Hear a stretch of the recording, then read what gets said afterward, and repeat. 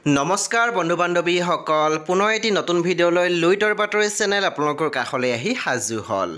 আপোনালোকৰ মাজত বাৰু ধাৰাবাহিক চাই কোনে কোনে খুব বেছি ভাল পায় মোৰ কমেন্ট সেকশন লিখিবলৈ নাপাহৰিব বন্ধু বান্ধৱীসকল আপোনালোকৰ মাজলৈ আহিবলৈ সাজু হৈছে এখন নতুন ধাৰাবাহিক আহিবলগীয়া নতুন ধাৰাবাহিকখন নাম হৈছে হিয়াৰ এপাহি গোলাপ হিয়াৰ এপাহি গোলাপ ধাৰাবাহিকত আপোনালোকে দেখিবলৈ পাব অভিনেত্ৰী গায়ত্ৰী বৰা আৰু লগতে আপোনালোকে দেখিবলৈ পাব জনপ্ৰিয় অভিনেতা ৰাগৈ নিতমক নিশ্চয় আপোনালোকে জানিবলৈ ইচ্ছা কৰি আছে যে এই ধাৰাবাহিকখন আপোনালোকে ক'ত চাবলৈ পাব আৰু কেতিয়াৰ পৰা চাবলৈ পাব বন্ধু বান্ধৱীসকল আপোনালোকে ভিডিঅ'টো শেষলৈ চাওক লগতে আপোনালোকে চেনেলটো সাবস্ক্ৰাইব কৰি কাষত থকা বেল আইকনটো টিপি দিবলৈ নাপাহৰিব হিয়াৰ এপাহি গোলাপ এই ধাৰাবাহিকখন আপোনালোকৰ মাজত সম্প্ৰচাৰিত হ'ব অহাকালিৰ পৰা অৰ্থাৎ 1 জুলাইৰ পৰা 1 জুলাইৰ পৰা আপোনালোকে চাবলৈ পাব